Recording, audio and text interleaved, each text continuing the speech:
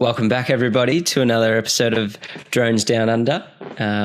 We've got the whole crew again, which is very exciting. How are we, guys? Lovely. Good, thanks, Brendan. It's good. Yeah. All right. Good. So today, what are we? We're going to be deep diving into, I guess, what we're calling back to basics of aerial photography. We're just going to talk about what we've all learned throughout our journey about really what we do at the end of the day is taking photos with a drone. So we thought we would try and deep dive into that space and see how we all go and see everyone's different perspective. So I guess our leading camera guy in this team, I guess we all say, is probably Safety Ty, amongst his other expertise. But so Ty, I think maybe if you want to sort of take us on a little bit of a journey of what we're doing in this space, and we can go from there. Yeah, sure. I guess 13 years in the biz kind of makes me pro just in a some little regard. bit. Just a little bit, but I think one of the with drones in particular, there's a lot of the knowledge that carries on from photography, but probably not in the extremes of. There's just a good handful of good uses for all of your basic settings with your ISOs, your apertures, your shutter speeds, etc. That can really help you out in the field. Probably I'll start off with one of them and I'll bounce onto some of you guys. But I'll just talking about ISO. I've actually been asked this question a lot, not only in aerial related, but in particular just in photography related. A lot of my friends ask me for advice, surprisingly enough. But the ISO, the point of it is the light sensitivity on your camera. So how much light that sensor is picking up from the outside world. So at a really low ISO of say around 100, it's picking up a lot less light. But one thing to keep in mind is the images aren't noisy. So noise, for people at home that don't know what noise is, particularly in high ISO images, you'll get tiny little dots is the best way to explain it. And we refer to them as noise. And essentially the higher the ISO is, the more of that noise appears. So good examples using, say, 100 to around the 200-300 in regards to ISO. I use that a lot in a lot of landscape stuff, just trying to keep the noise down, keep the picture quality really clear. The example of really high ISO is essentially low light. Dark, more in the photography realm than drones, but like obviously if you're shooting images at night of the stars and things like that, you're using generally a relatively high ISO. But yes, obviously keeping in mind that the higher you go, the noisier the images get. And at a really high ISO, when it comes to ISO on drones, noisy. What would you say would be kind of like a max for, say, like a Mavic or a Phantom or something? Is there a limit to how far you'd want to push it? I think there is always a limit. It comes down to what you're using it for. But I know for me, for example, I don't think I've ever used above about an 800 ISO on a drone. That would be extreme. I generally do a lot of stuff at 400 and below. Most of the time, I don't believe it needs to be above that. But again, it will depend what you're doing exactly. But keeping in mind that's what your ISO is doing. It's the simple way of looking at it is a higher ISO better in low light, a lower ISO better in sunlight or just a bright area. Someone else want to jump in and have a little bit of a chat about aperture? I was going to say probably we didn't even talk about the fact that why we should be shooting in manual as opposed to automatic. So I think if my view has been if you're shooting like one-off photos, you're probably okay to shoot in automatic. But if you want to have a series of photos, then you'll probably have where the white balance is probably the most key indicator that keeps changing. And that's where you probably won't get that consistent feel in the photos. So I'm just going to add that part, Ty. But Yep. Hence why Ty, you're talking about managing the three things, right? ISO and aperture and shutter speed. So yeah, definitely. So do you think from I guess, if we're all drone operators, and would you agree that most people at the moment are more photography based and videography based operators over maybe people that worry about ISO and things like that from a surveying perspective? Or do you think it's sort of creeping up and it's starting to become a little bit more even across the board, that surveyors and other inspectors kind of need to really understand how cameras work, and they do need to hone in, I guess, in that skill set of operations of a camera sensor over just doing their surveying job? Definitely.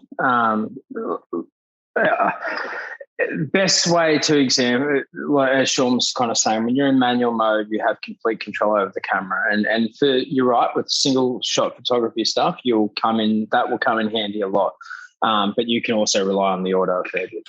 But coming into sort of surveying and asset inspection and things like that, all these skills and settings are still extremely useful, because a good example that I've dealt with a little bit over the last little while, particularly doing photogrammetry side of things. For those of you at home who don't know what photogrammetry is, it's essentially 3D modeling and mapping. But when you're flying over roofs and you're trying to do those, and particularly like a ColourBond stainless roof, they're highly reflective, and they come up really, really bright under sunlight.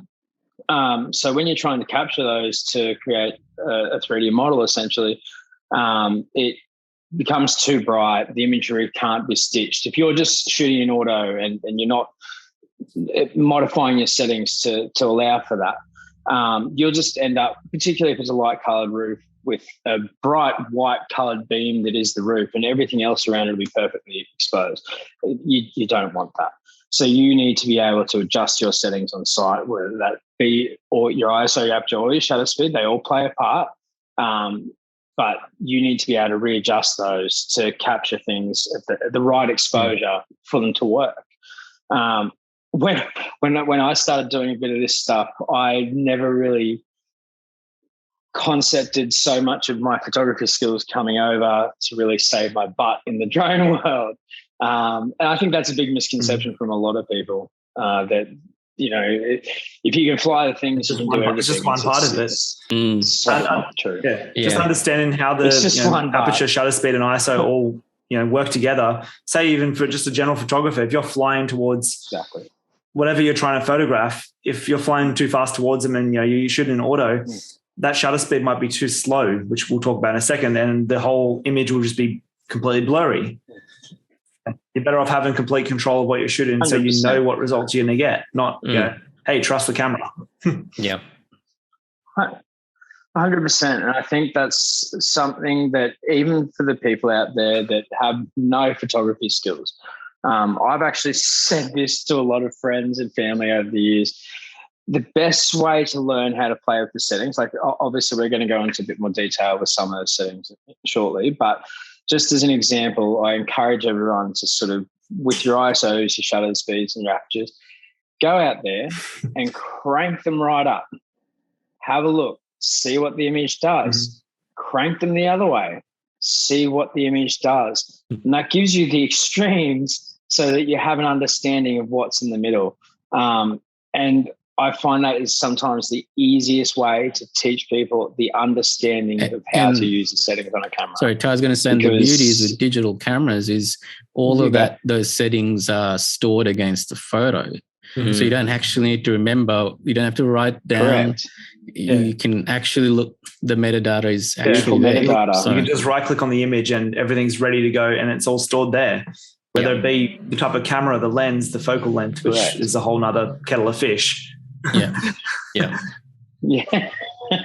There's a lot of information in there for the people listening at home that you may not really find relevant to you and your metadata, but it does keep all your settings and stuff, which is really handy, particularly when you're learning. And look, you know, if you're on site somewhere and you've got your drone up, you're getting some imagery and you've made a really cool image, but you want to know what your settings were for that image to create that.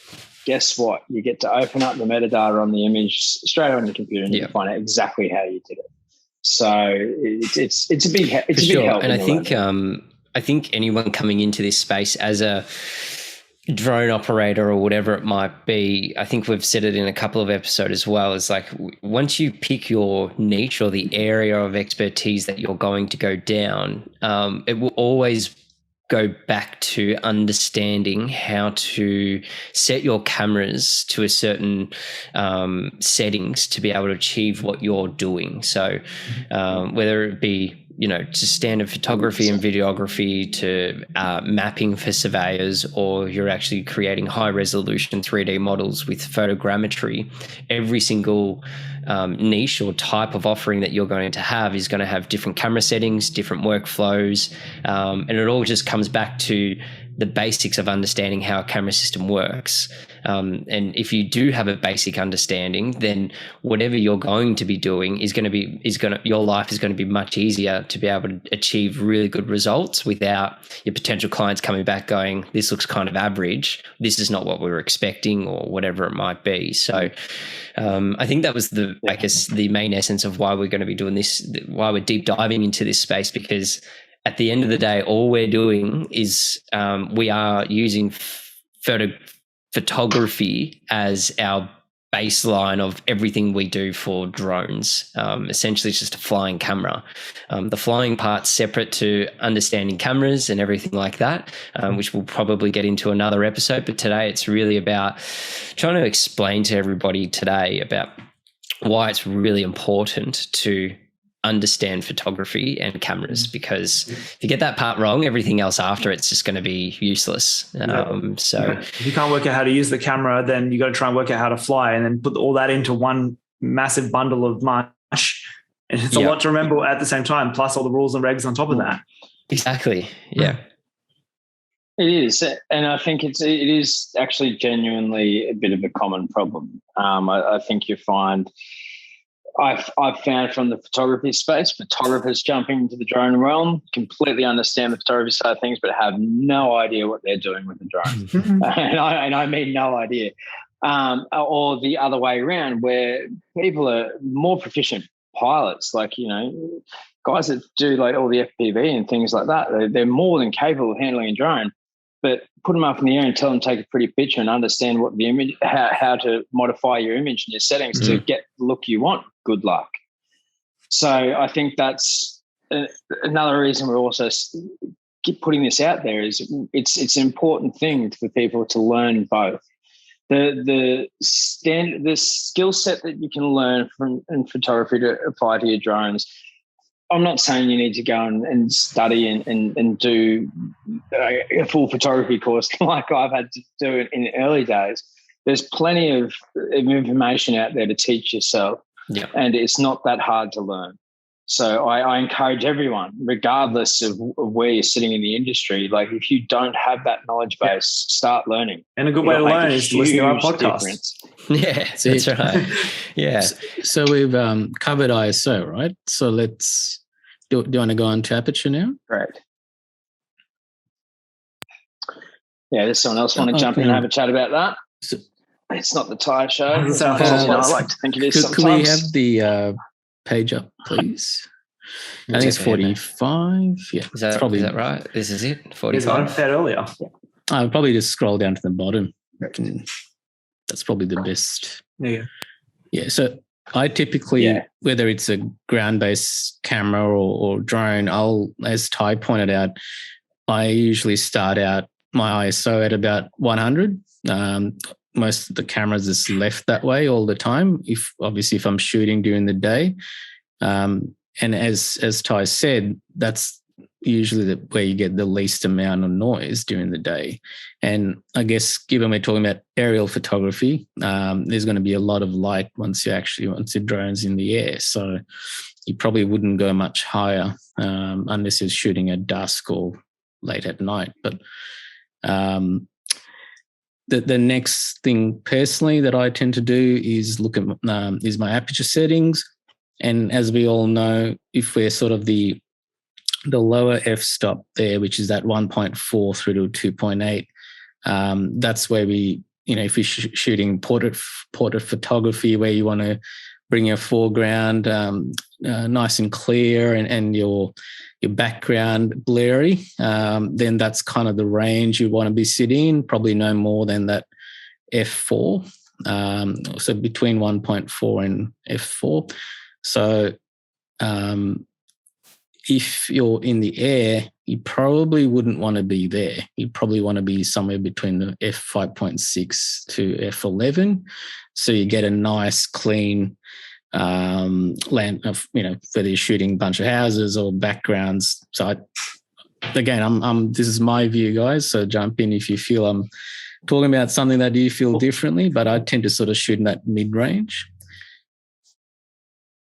Well, a simple explanation for it too with aperture really comes in is that purely that depth of field. So, like you were saying, you get it.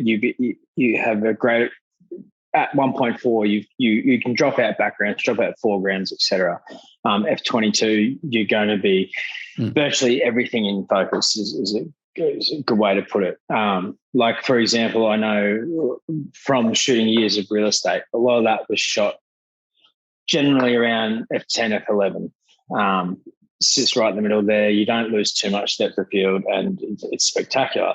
Then when I've gone into the opposite of shooting something at 1.4, I'm having that extreme depth of field will add the ability to add drama and stuff to images and things like that, which you may not get at the other end of the scale and say like an 11 or a 16.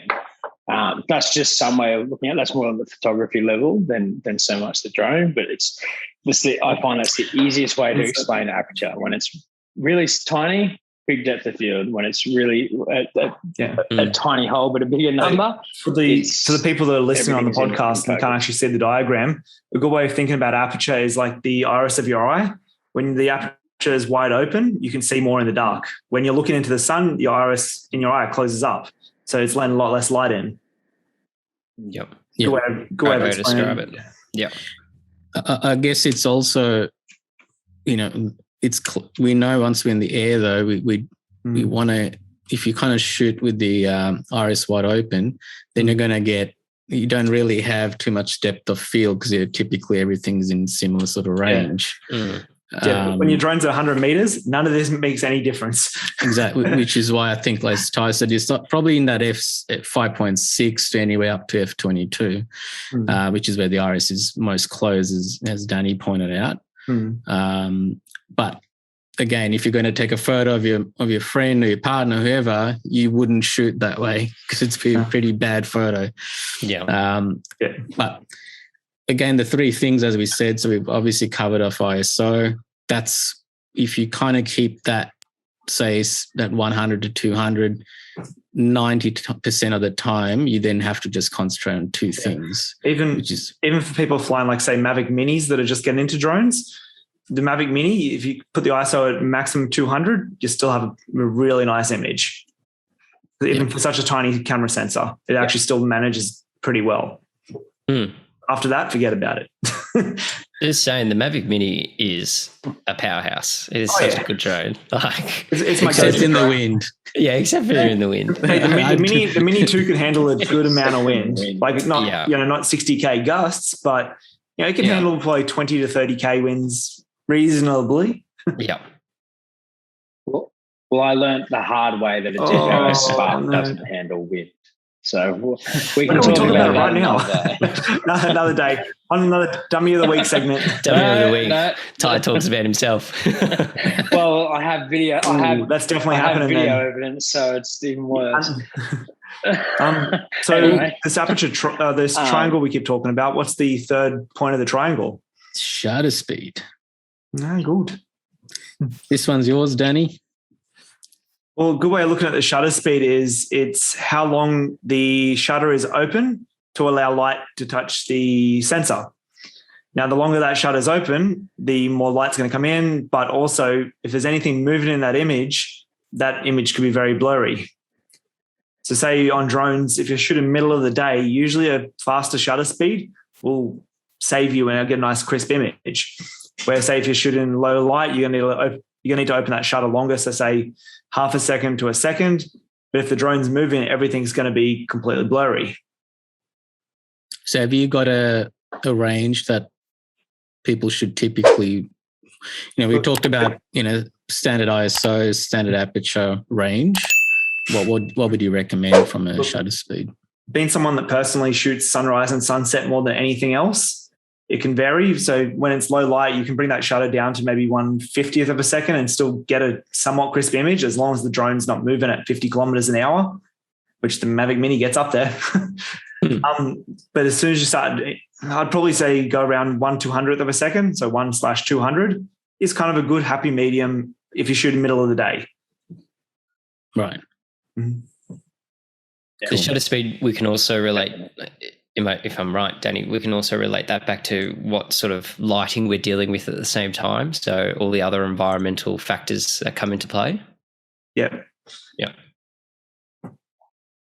Yeah, definitely. Like I was saying about the ruse before, that's probably the big savior. I mean, most of the time I have my ISO and my aperture set virtually the same. They don't change too much, but the shutter speed, that's what will change a lot for me. And that's particularly making sure stuff is exposed correctly and we can actually see detail and things like that, because you can find something else might be exposed. Yeah. The thing is, once you understand all these settings and how they work together, then you can create a lot more creative shots. You might have that, whether it be a drone or your camera phone. A lot of phones these days can shoot in a manual mode. You can take a photo of a waterfall with beautiful silky water, not, here's a droplet of water midair. You're capturing motion, not freezing motion. I think that's something that I always encourage people to play around with, is definitely shutter speed and waterfalls. Anything with moving objects and really slow shutter speeds.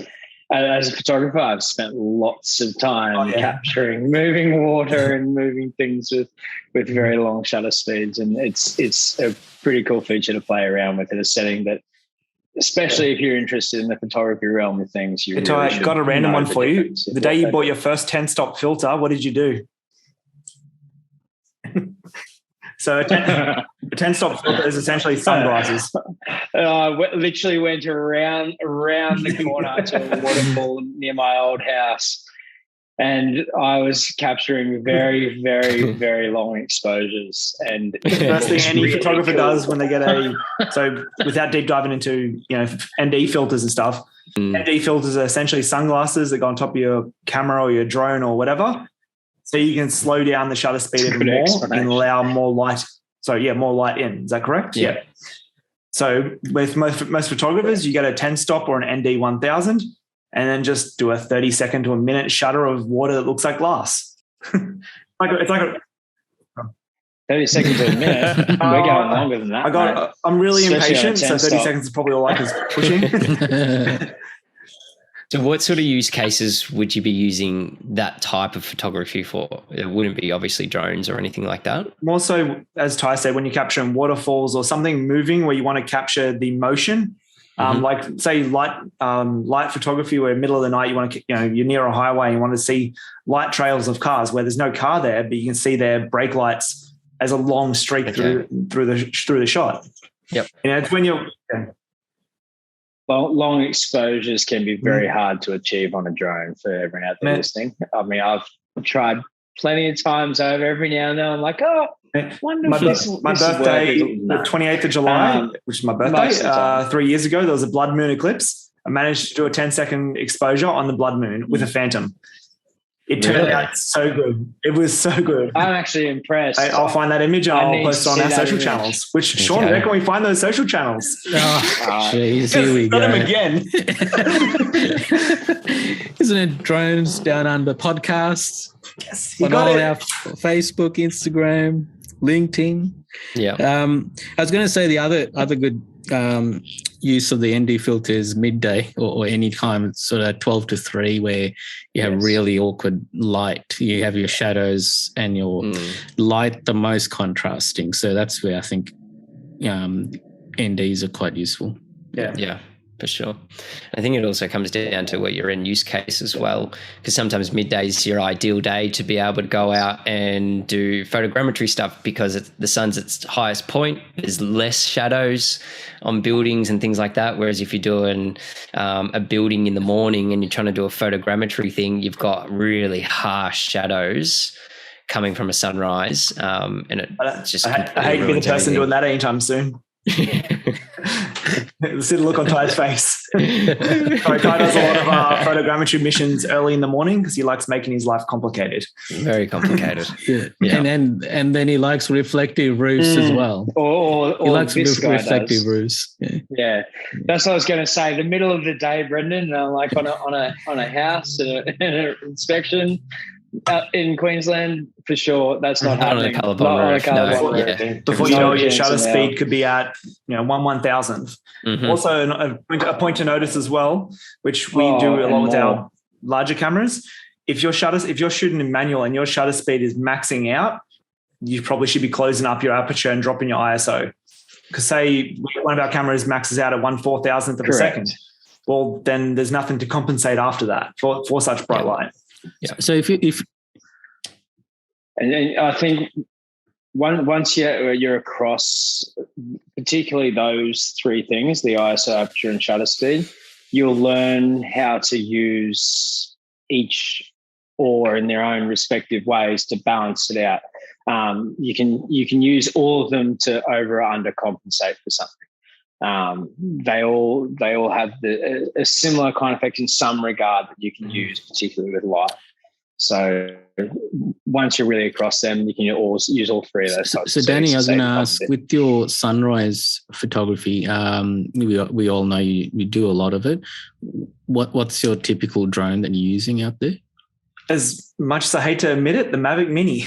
No, it's cool. It's such a versatile little drone, which fits in my camera bag right underneath my camera. So for the audience, as well, Danny. Exactly. Someone who's been shooting auto, and we're trying to encourage them to go shoot manual. What would be the typical settings that you would, your go-to? Say with more so when you're looking at when you're looking at, say, the Mavic Minis or any camera that has a fixed aperture of 2.8. That aperture is wide open or is never going to change. So majority of the time you're adjusting your shutter speed. So if I'm shooting, say, a sunrise with a little Mavic Mini, I'd be shooting probably 1/30th of a second, but make sure the drone is staying still. My ISO probably doesn't move off 100 to 200 ever, just because it's such a small sensor. It doesn't have much room to play with the ISO. Otherwise, the image just kind of turns too grainy, as Ty said.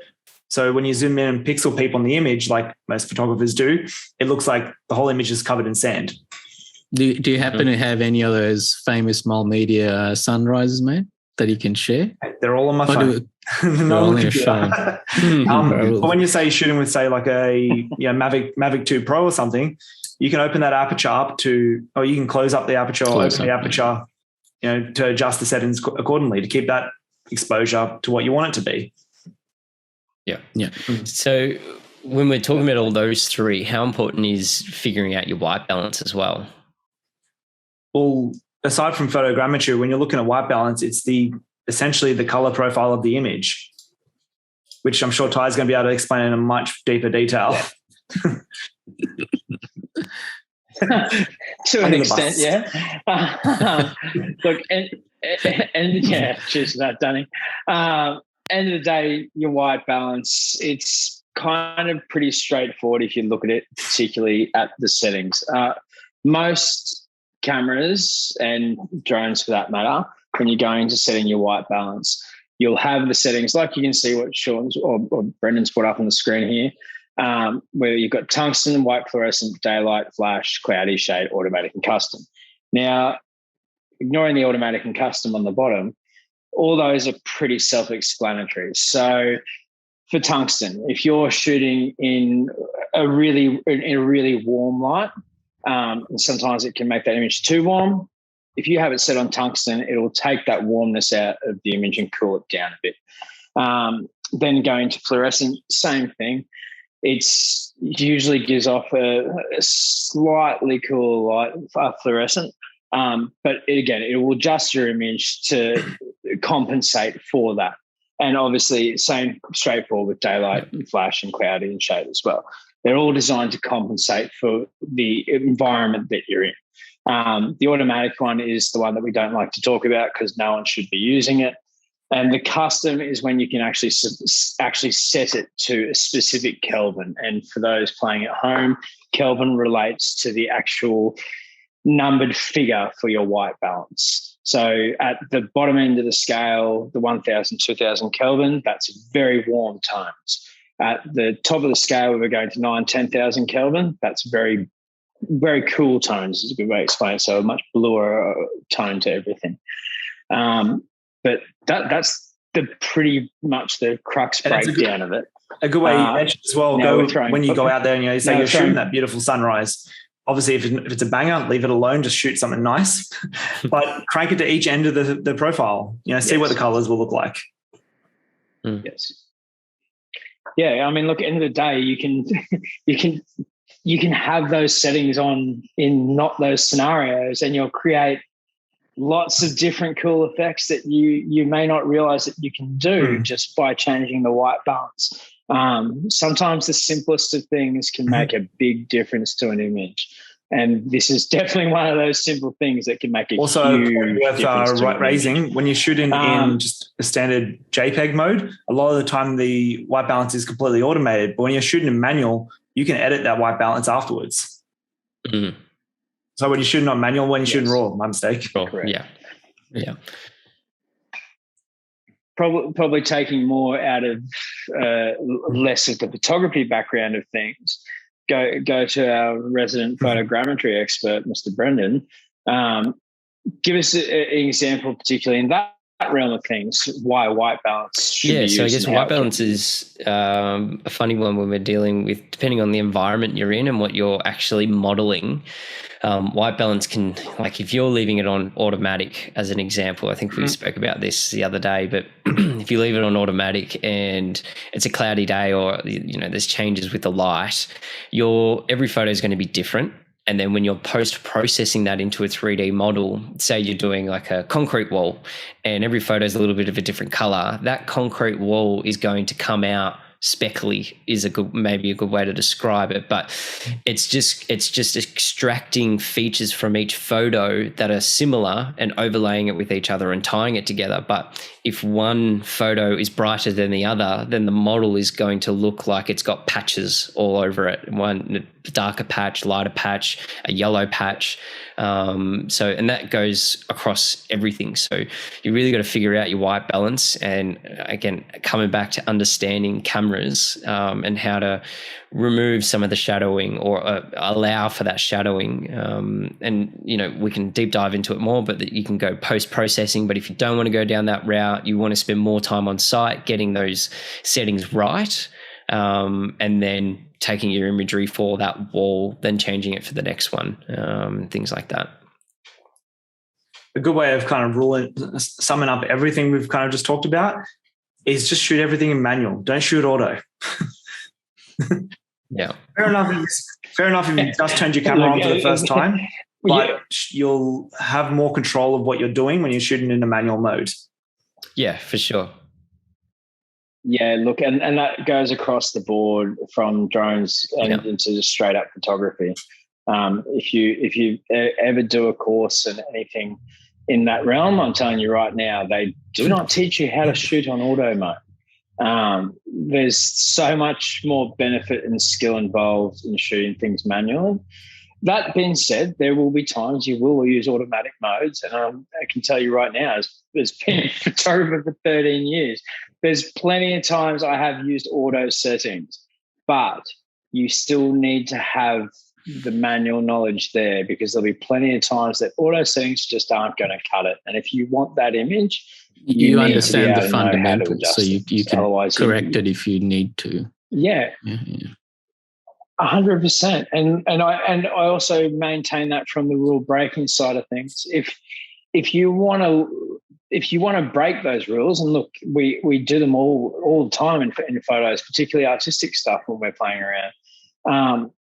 But the only way you can break the rules is understanding them to begin with. If you don't understand them, you're not breaking anything. You're just essentially pissing in the wind. Like you're better off learning these skills and really honing in on them, and they'll make a huge advantage to what you do. And I think as well, there's a balance because it depends on what you're doing. So to a certain degree, I don't know whether honing in your skills on understanding photography and cameras is really going to be super important to a surveyor who is doing dirt, just literally mapping a block of dirt. Like, you can probably leave it on auto, but there's still, like you said, it probably is still important to understand, but I think you have to almost strip it back to about the people who are operating as well and what their end use case is going to be, because a surveyor is not really going to care if one photo is overexposed to another and they're looking at an orthomosaic map of the site and they're just extracting volumetric measurements out of it. They're not really going to care what the end product looks like. They just want to get the information extracted out of that map. True, but even with the white balance, shooting that on automatic for survey stuff, depending on where it's been stitched, how it's been stitched, etc., you still may find problems with running that in order. To be honest, if they're doing anything, if say someone's just got into modeling and photogrammetry and whatnot, majority of the time you're going to be shooting in the daytime. Just go and change that one setting. Even if you do shoot in auto, change your white balance to just daylight. You're not going to be shooting anywhere else. Just daylight, easy. Yeah, daylight, cloudy, or you're 100%. Shooting shadow. Like they're all there to compensate. Yeah. And like, there's been days where I've rocked up to site. It's complete overcast day. Like it's perfect conditions, no shadows whatsoever. All I've done is change my white balance to a cloudy day, and I've left it in auto, and I've done comparisons, and the automatic, I didn't have to worry about changing the other settings because it was perfect conditions for 3D modeling. But the chances of it being an absolutely perfect day every single day is very, very low. So the importance of understanding days. It never happens otherwise. That's right. But understanding the importance.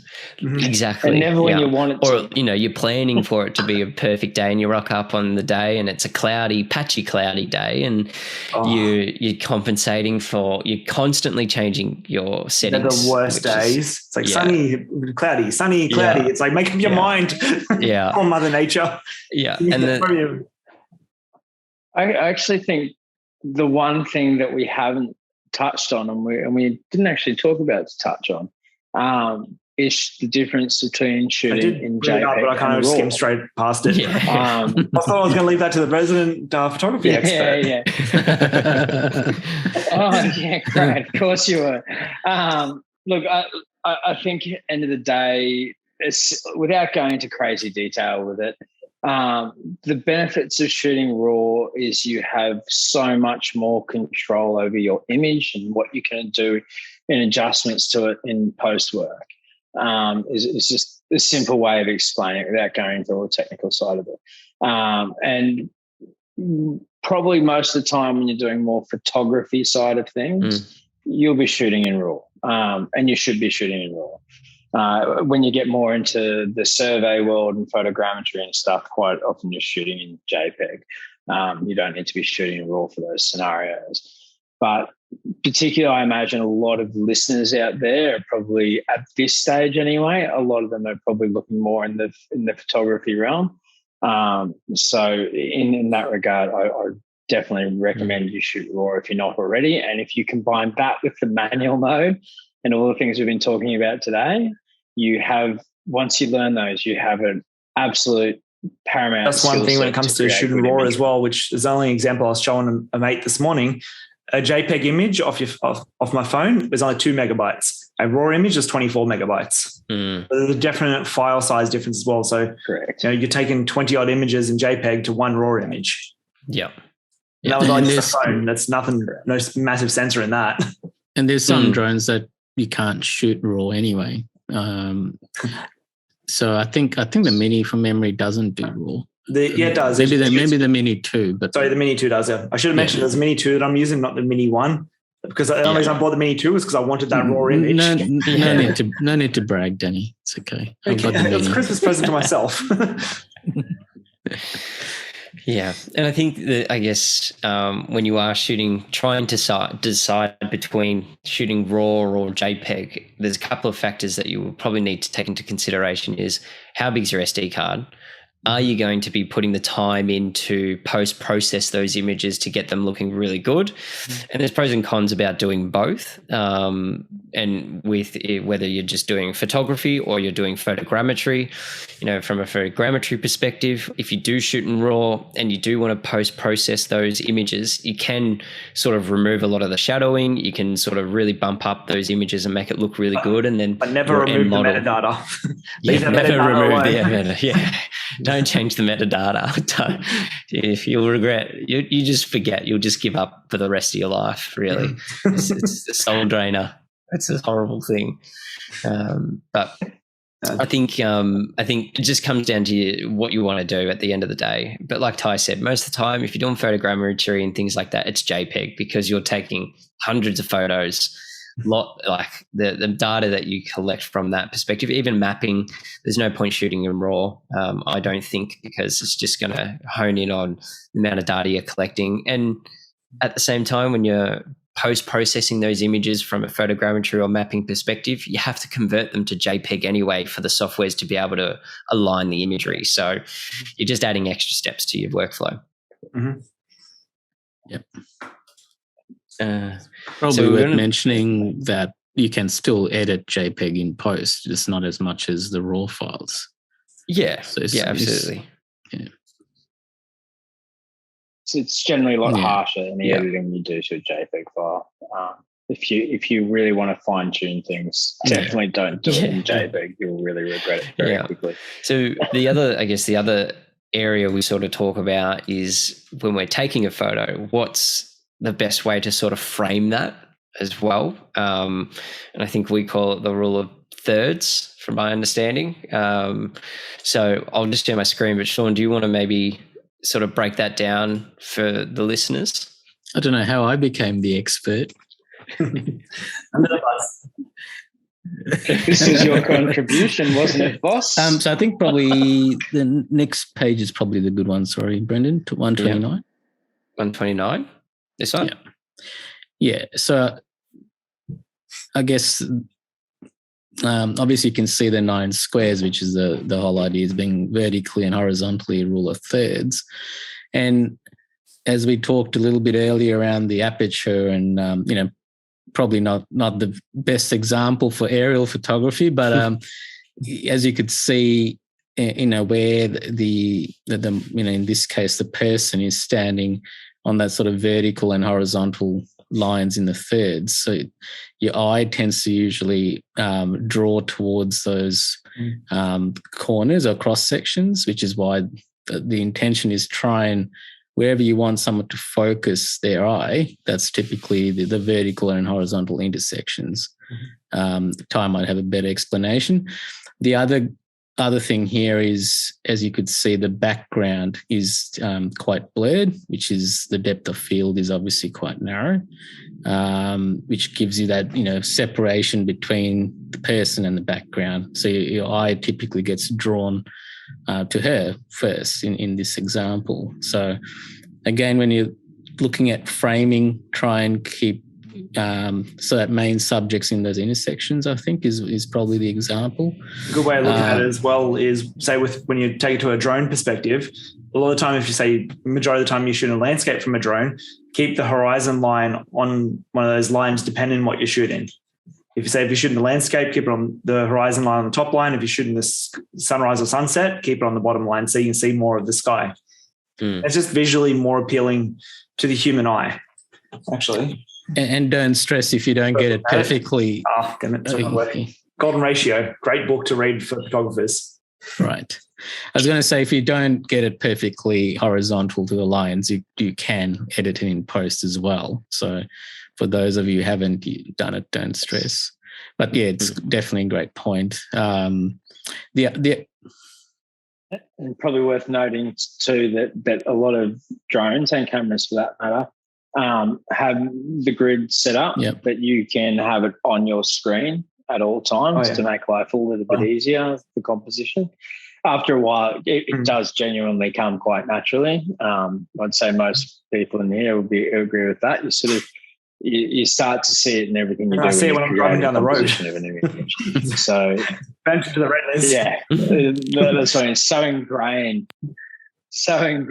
But just being able to have that on your screen is a great way to learn it and play around. It's like if you shot that particular photo directly in the middle, it's probably not going to be as interesting as the way that particular photo is taken. So I think it's you could take that 3 different ways and you'll probably work out quite quickly what looks better.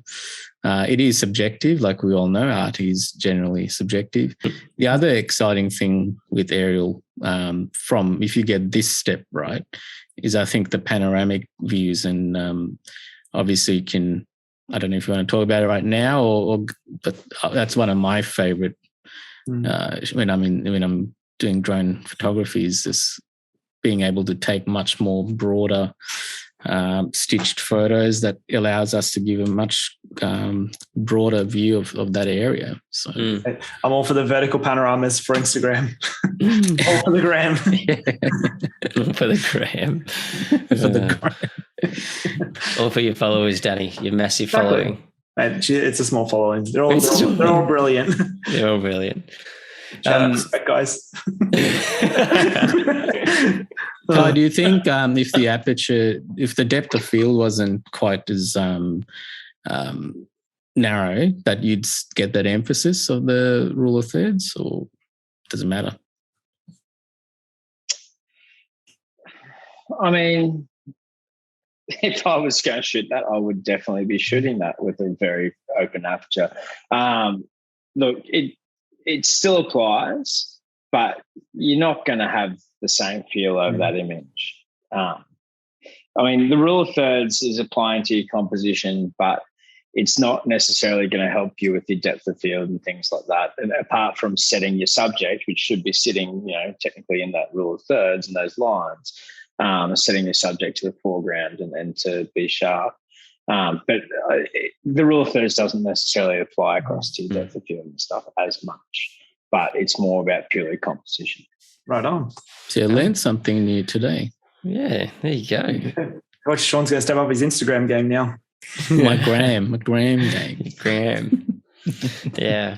Well, it's the most important thing of our lives, isn't it? Just making sure we have a good social following. That's a social ticket, The most important thing in all our lives right now is working out how to shoot manually. That's the message we're trying to portray. Yeah. No, it's not about your Instagram. Yeah. Or you can have Kai in your team, and it doesn't really matter. So, and then do all the hard jobs.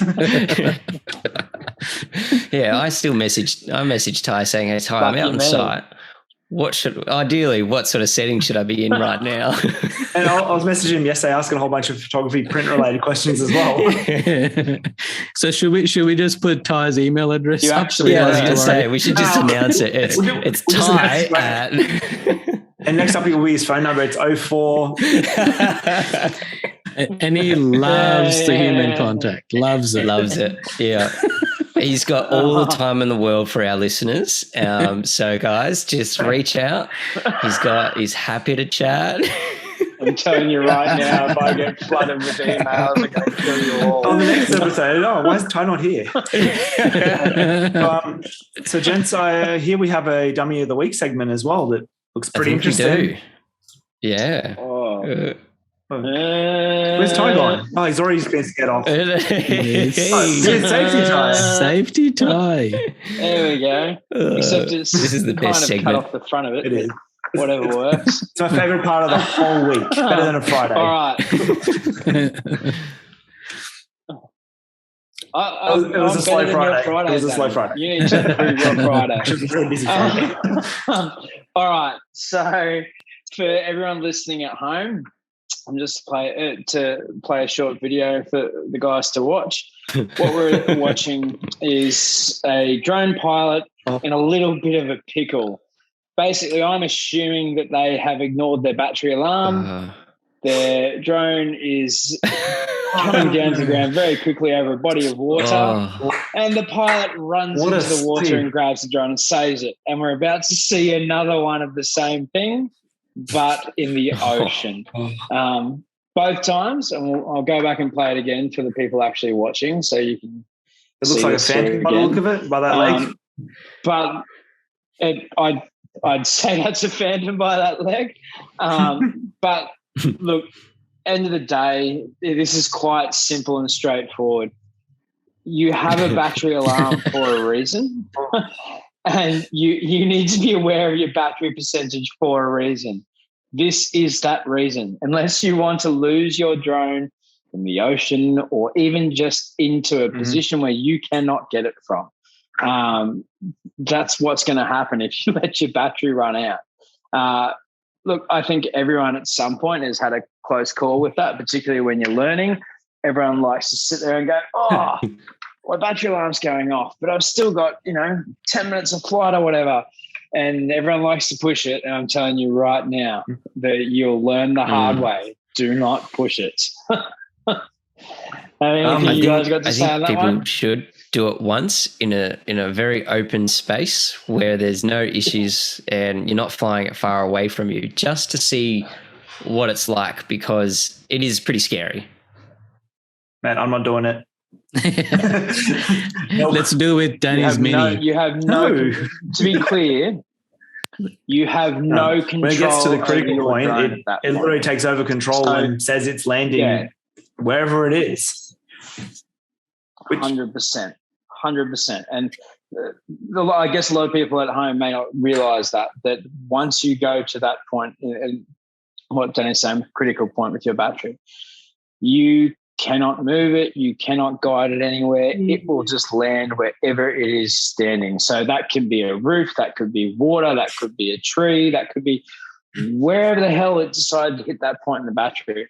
And I have had have 2 dummy of the week segments. Fortunately, if it was in a safe area. Yeah, look, if I had video of that one, I'd probably show you. That's a bit of a deal.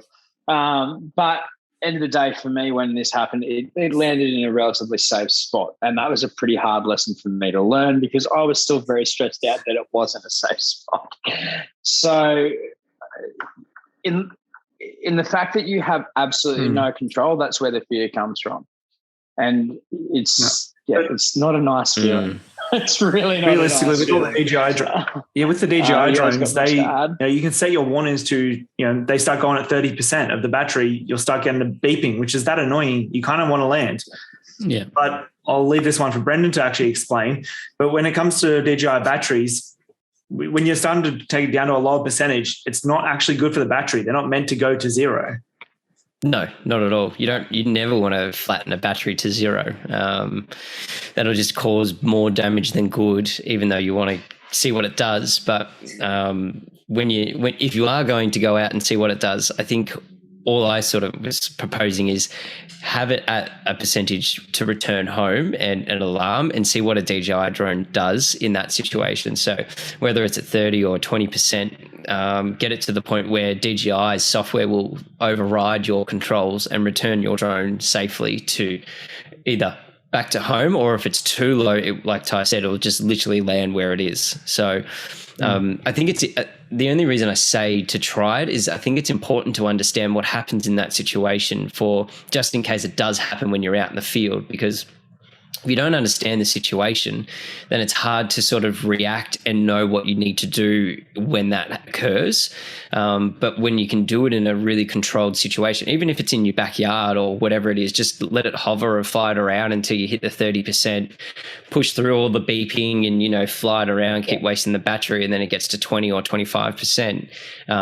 It will start going chaotic, and then it will just say returning to home. And if you cancel that, then you'll see that it would literally just stop and land where it is, because DJI don't want you to waste the battery and go to zero, because they know how damaging that can be to the cells within that battery. Yeah, and one thing to add as well, once the cell's damaged in the battery, that battery's gone. Do not use it. It's not worth losing a couple of $1,000 drone off a battery that costs $200-$300 max. That's right. And you can check your actual battery cells in the DJI or for DJI drones. You can check it in the app. And if one of them's way too low, there could be a cell issue, which means the drone could come down without you even realizing, even though it says it's got 80 to 90% battery. Yeah. And I think the other thing as well, like I've had it a couple of times, one day it might be really good. The next day you plug it in, you do normal visual checks, looks all fine, but you plug it in and for some reason your drone won't allow, DJI won't allow you to take off. And you have to go into the settings and check everything out. And then overnight a cell has just deteriorated and it's completely stuffed. So there are things known for that. So TB55, I think it is. Yeah. Yeah. And there are things in place that things that DJI have put in place to try and prevent as much damage as possible, or the risk involved with operating a drone. But it's still one of those things that you have to understand the importance of not completely depleting that battery, because you're just destroying it, and then you're up for a couple of $100 again. Mm-hmm. So, guys, I think that's us for the episode. I think we've covered everything we wanted to talk about, and hopefully we've kind of given some people, a good understanding of the importance of knowing and understanding how to use cameras, and why we think it's a really important factor when we're all drone operators at the end of the day. So any final words? Anything? Do we want to go out there and shoot manual? You stole my line. What he said. Yeah. And I think look, get out there and just play with your settings, guys. Like I said before, I mean, the rules and the stuff are all there, but one of the easiest way to see what something does is crank it right up and crank it right down. It sounds so silly, but it's so simple. But I'm telling you right now, doing these things and seeing what they do is one of the best ways to work. Yeah. All right. Fantastic. Well, guys, for anyone that's listening or watching, feel free to, click and subscribe, as we all say, but also send us an email or get in contact with us over either socials or whatever it might be if you've got any questions or topics you guys want us to cover. That's the main thing we're driving here. So we want to provide value to anyone that's trying to learn this space or what we're doing, or tips and tricks, whatever it might be. Just get on board and get involved with what we're doing, and hopefully we can make it a really exciting podcast for everyone going forward. Right on. Awesome. Have a good one, guys. Well, we'll see you on the next episode. Peace out. It has. Thanks, guys.